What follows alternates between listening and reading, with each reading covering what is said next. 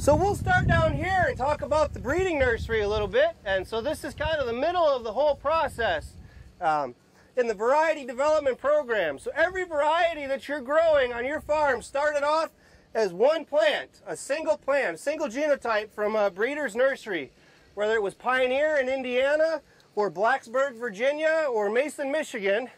That variety started as one plant. So that one plant that shows potential, we take and we grow it out in these hedgerow. This is referred to as a hedgerow nursery because this was a single head from one plant planted out into a row. And so you can see there's some family structure here, and they're very different. You know, just like your children, you know, they look similar. You can always tell, you know, families that look alike, but there are differences. So that's what we're looking for, is the differences among these varieties for specific traits. What we're looking for is something that has a very short plant stature. Earlier this morning you heard about the dramatic, almost dramatic effects of planting date, moisture availability, and fertilizer applications. So there's a dramatic effect of those treatments on specific varieties. Now, there's just as much variation as there is for those treatments, there is that much variation among the varieties. So, and that's just one variety, you know. So my point is, all these varieties will respond differently to different practices, and so we're trying to predict the best ones out here.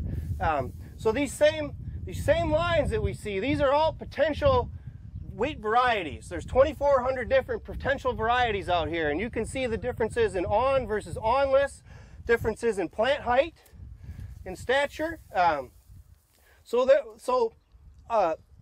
good plant height is a short plant height. I know a lot of wheat growers, they're interested in straw, you know, and so if there's adequate moisture and there's a great deal of nitrogen applied, you will get good height expression.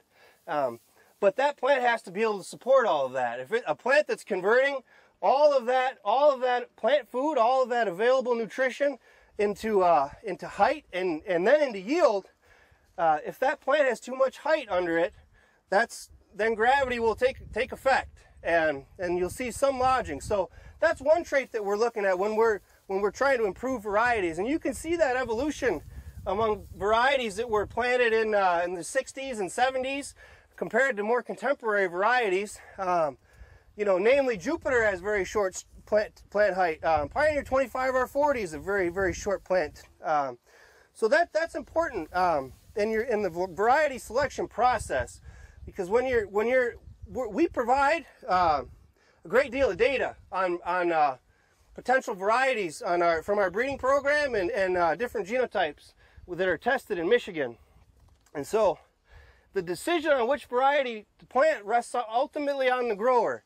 And we do our best to provide you with all the information that you would need to make those selections in your specific county. That's a specific geography, specific soil type, specific moisture, and no one knows your farms better than you do. And so and you are the best people to make those decisions on which varieties are best for your farm. So so that's part of the selection process. We're gonna move down the path here a little bit. So if you guys see anything you like, Andrew Wiersma is a PhD student in the program here, and he has data on the pedigree and flowering date on all these lines out here. So if you see anything that you like, don't hesitate to ask.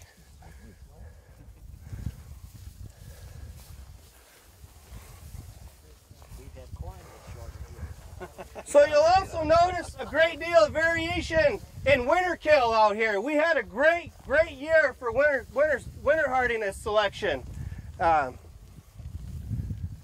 that doesn't happen but once, maybe in a decade. So anything that's being advanced in the breeding program will have exceptional winter hardiness after this year.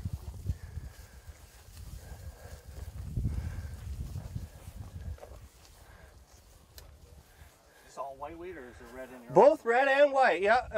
Out in this nursery, there's about 60% white wheat and 40% red wheat. Come on out, guys. What do you harvest all this and keep it straight? Oh yeah, we got a we've had some great support for the startup for this program. We've got a single row harvester. It's about the size of a rototiller, but when we select all these lines based on all the characteristics we want, we're gonna take that seed and go to a yield trial with it. So we've got a binder. It's just like the old pole type corn harvesters, where it'll bind all this up, tie it in a knot, and kick it off to the side. So we automated it. The old-fashioned way is really hard on the back. So that hasn't changed for 10,000 years that way. So right over here we've got kind of an older variety, just to show some of the evolution in the program. This is a sibline. Has anyone ever grown D8006? This is red amber, which is a sibline of that. Same pedigree, same parentage. It's a little bit later. It's somewhat taller than I would like, but you can see the difference between that variety and this more contemporary variety, red ruby. How many of you are growing red ruby this year? Okay, so it's fairly popular variety. There's about 500,000 acres out there. So if any of you are growing it, it's got to be significant. Anyway, I'd like to point out that you can see these berries are very much further developed on this variety here. So there's a couple of factors there: faster grain fill and flowering date. So red ruby flowers much earlier, 4 to 5 days earlier than an older variety like red amber. And so all that you hear about countries like the United Kingdom, Germany, and even places like out in the Pacific Northwest, like Oregon, getting 150 bushel yields. Part of that is the extended grain fill period. We have very, very cool temperatures here, adequate moisture. And so when you get a variety that's flowering a few days earlier, it has a head start on the grain fill period. So there was a correlation, a negative correlation between flowering date and grain fill period just in the trial data from last year, where earlier flowering lines tended to yield. It wasn't certain every time, but they tended to yield higher. Early varieties tended to yield higher. So part of the selection that we apply to our breeding nurseries is for earliness. So if you can plant soybeans, then your wheat should be heading at that time. You know, that's kind of a safe estimate on maturity selection. But as you can see, there are differences in maturities.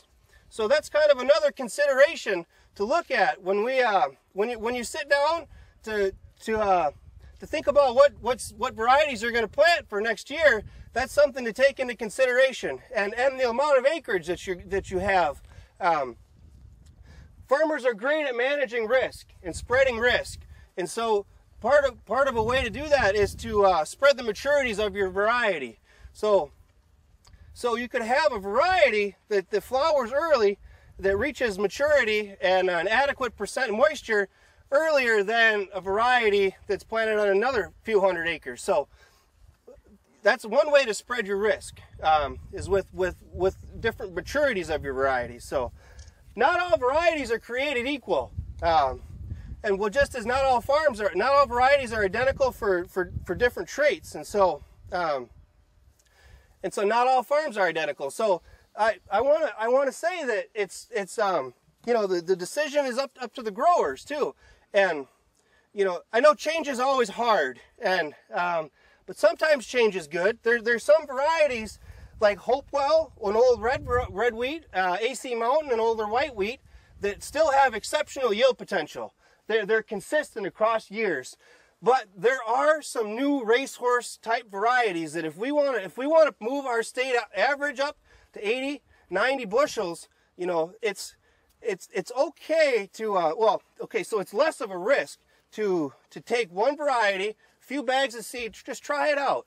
Most of you probably have yield monitors on your combines. You can get accurate data on you know, and knowing which section of your fields you're planting your new test variety. So it's it would be a good practice to try some new varieties on a certain portion of your farm to see how well they perform, because not all varieties perform the same in all environments, and you want what's best for your farm then. So so we can move down the way here a little bit. These are some more contemporary varieties released from MSU here. We have Jupiter, which is planted behind us here actually. It's a little bit later, very short plant stature, medium. I would say a medium maturity variety. It's not very early. Ambassador, very similar line, but much earlier in maturity. Very high yield potential for both of these varieties. I wanted to point out that these two varieties had the greatest varietal response to the high management practices that we used last year. So just across the road over there, we had our first high management trial where we came out with an early season fungicide application. Well, how much was it? 50 pounds of 28% with streamer bars. We came through with streamer bars in mid-season application. And then, of course, we came through with Prosaro to finish it off. But with those applications, granted, this is just 1 year data, but this gets at the potential. Talking about yield potential, Jupiter and Ambassador were in the top 5 responders. So these two had an over 20 bushel response to the additional applications, the additional management practices. So you will see some, you know, we run these things through the gauntlet, and this is part of the process, because you will see scab out here. None of this out here is actually treated. So, and I wanted to point out that we do screen all of our varieties. We're funded by the U.S. Wheat and Barley Scab Initiative that's been continuously funded, and we screen every variety that you'll see in the state performance trials next year. We're collecting data on incidence and severity for scab. We'll evaluate the number of fusarium damaged kernels and VOM levels in that. So that's just part of the data that we're trying to provide you to make the best decisions and for the best to make the best variety planting decisions for your farm. So scab is a big one. So moving down here, we're getting into some of the new MSU variety releases. So this right here is F1026R. It's half Pioneer 2537. And, you know, this kind of typifies a wheat that could respond well to high management. You know, it's got a short plant stature, and you can tell by the size of these berries. We're already at, we're moving into milk. We're actually at soft dough stage with this one. So, you know, which gets back to my point about earliness and getting that grain filled as quickly as possible before we start reaching those high temperature spikes in July. We want to fill as much grain while these nighttime temperatures are cool. I mean, if you've got the window, you know, if you're having the windows open in the house at night, that means that equates to good grain fill weather. That's good grain fill weather then. So F1026R and another line, F13R, these are being tested across the whole eastern U.S., all the way from Virginia to North Carolina into Oklahoma, as far west as Wichita, Kansas, and then up into Ontario. So these are part of the Uniform Eastern Red Wheat Nursery. So these are getting tested in many different environments under many different conditions. So those are a couple of outstanding red wheats that we have in the pipeline. So these down here, F1048, this is a white wheat. It's got some Aubrey in the pedigree. But again, you can see the berries are filling out very well compared to compared to red amber down there that was just getting started. You know, it's a little bit late in the game. So yeah, this is exceptional. I am very excited about this. I wouldn't want it to get any taller than it is right now. And of course, you're going to have to apply Prosaro, Caramba. You know, you gotta apply that. Which I know you do. I know I'm preaching to the choir about that kind of stuff. So that's an exceptional white wheat. You know, and I saw this in some of the trial results on winter kill. That's a trait that you get maybe once a decade that you get selection for, and we got it this year. Boy, all the I apologize for the weeds, but that's a result of the winter kill there. you know, and the spottiness. Now, one line that I saved the best one for last. You know, this is one line that I'm fairly excited about, but you can't get too excited. We've been testing this line for 3 years now, and it has exceptional levels of scab resistance. Very, very, very low VOM levels. Very low infection index in the field. Its FHB index is very, very low. That means when scab lands on this plant, there's only going to be infection on that one spikelet. Out of 16 to 20 spikelets on there, it's only going to be that one. It just stops scab right in its tracks. And this is the result of decades of breeding and selection. The first cross was made with a Chinese wheat from boy, I forget the region. W14 is the name. Wuhan 14. This was not adapted to Michigan, not a Michigan white wheat, but after years of selection, this line now is 75% ambassador. So you can think of this line as ambassador with exceptional scab resistance. It's got a major gene, so there was a lot of technology that was implemented in the development of this variety. In the breeding process, there was DNA taken from the tissue, and we used a process called marker-assisted selection. So there's a gene on chromosome 3B in this wheat variety that confers exceptionally high levels of scab resistance, and it's detectable with a DNA marker, and that the results of that DNA marker test correspond to the very high levels of scab resistance that we see in the field. So that's kind of like this is the traditional plant breeding that we do, where we make the crosses, and there's years and years of selection, so it can take between 10 and 14 years by that route. Now, one other method that we're using, and this is a project we're funded from the Michigan Wheat Checkoff, is to use double haploid technologies. Now, this is something that people have been using in maize breeding for years now, and that's part of the acceleration in the breeding process and variety development in maize. And we actually have a service in Kansas, Manhattan, Kansas, where we can send them F1 seeds, and a year later, they'll send us back true breeding lines, fixed lines, that we can actually take out into the field and do replicated trials with. And that cuts 5 to 6 years off the entire breeding process. So instead of taking 12 to 14 years, we're looking at 6 to 8 years before from where it goes from crossing in the greenhouse at Michigan State to seed increase and being grown on your fields. So that's one technology we're using. Another technology is genomic selection, and that's, are any of you also beef producers or dairy farmers? Okay, so they're using that same technology in herd improvement, where they can take a tissue sample and look at the DNA of that sample and determine what specific traits it will have. In dairy, you know, high feed efficiency or butter fat or milk yield, we can actually predict what kind of levels of scab resistance or yield potential that this line will have based on DNA marker evidence. So we do traditional breeding, and also what you would kind of call the next generation plant breeding, where we're DNA marker technologies.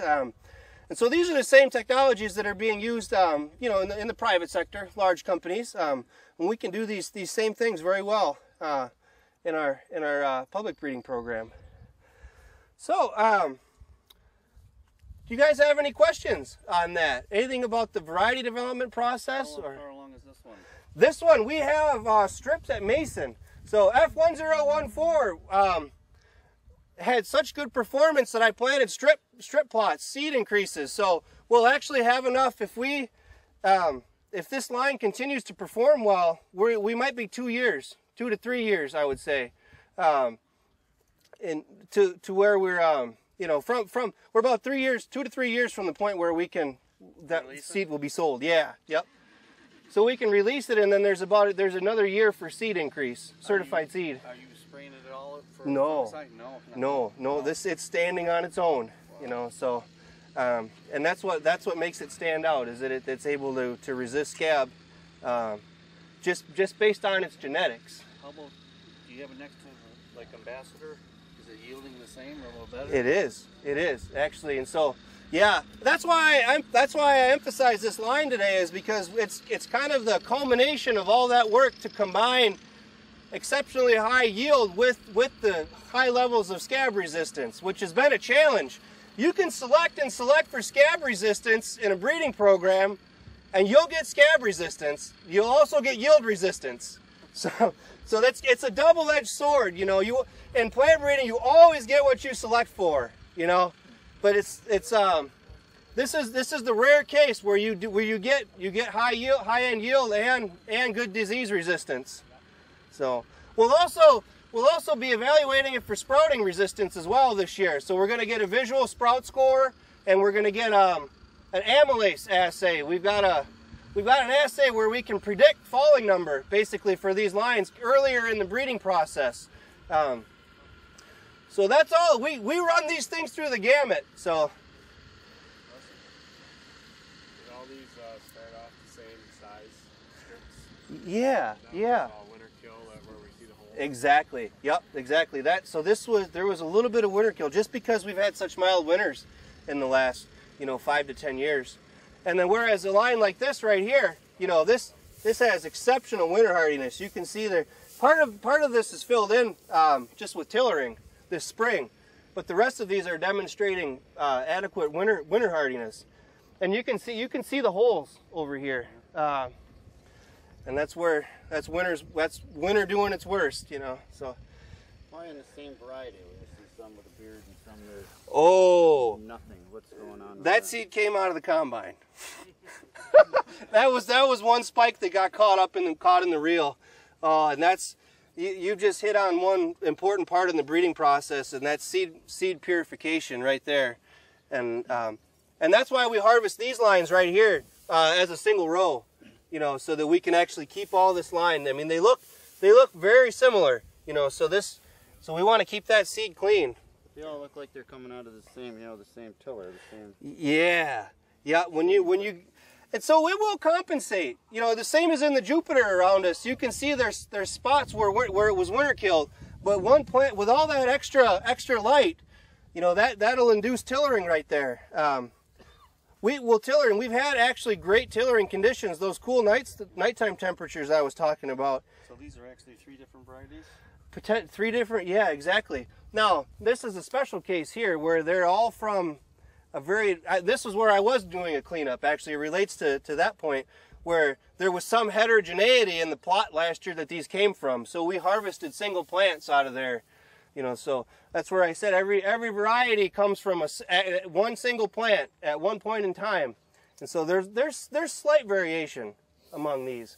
Now, if further out here, some of these other varieties. Now these were all single plants that came from the same plot. But they're very different. You can see slight variation in plant height, winter hardiness, and so that's part of why here's an exceptional outlet contrast here. You see this very tall on variety here, and this is let me see. Yeah, these would have came from the same plot, but here's an onless, on versus onless, and so we're separating them out and purifying them, and so they're. Comparison, they're pretty much sister lines, but there's some variation within that plot, and so in this way we're looking at them as true breeding lines, as pure lines then. And so that pure line seed, then we can actually go to a yield trial with those next year. So that's their destination for next year, and hopefully onto your farms in a few years after that.